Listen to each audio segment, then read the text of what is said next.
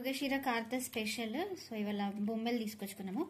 సిటీలలో చాలా మందికి బొమ్మెలు అంటే తెలుసో లేదో నాకు తెలీదు, బట్ ఊర్లలోనైతే ఎక్కువ మంది బొమ్మెలు ప్రిఫర్ చేస్తారు.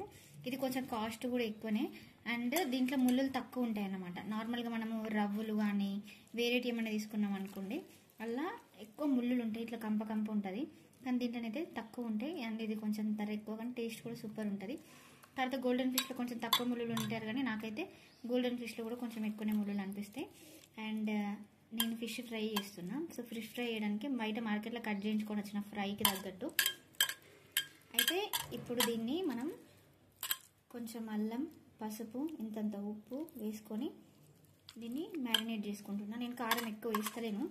అండ్ వేయించుకోవడం కూడా ఇంతకుముందుకు నేను డీప్ ఫ్రై లాగా వేయించేది, బట్ ఇప్పుడు నార్మల్గా మన రొట్టె పైన ఉంటుంది కదా, దాని మీద కొంచెం నూనె చుక్కలు వేసి ఫ్రై చేస్తే మంచిగా ఉంటుంది. ఇది బాగా ఆయిల్లో వేయించినా కూడా ఈ కారం ఉప్పు అంతా దానికి పట్టకుండా మొత్తం విరిగిపోతుంది. అట్లా వేయకుండా దీన్ని మనం కోసేపు మ్యారినేట్ చేసి పక్క పెట్టుకున్నాక ఆయిల్లో రొట్టెలు కాల్చుకుంటాం కదా మనం, అట్లా కాల్చుకుంటే సరిపోతుంది.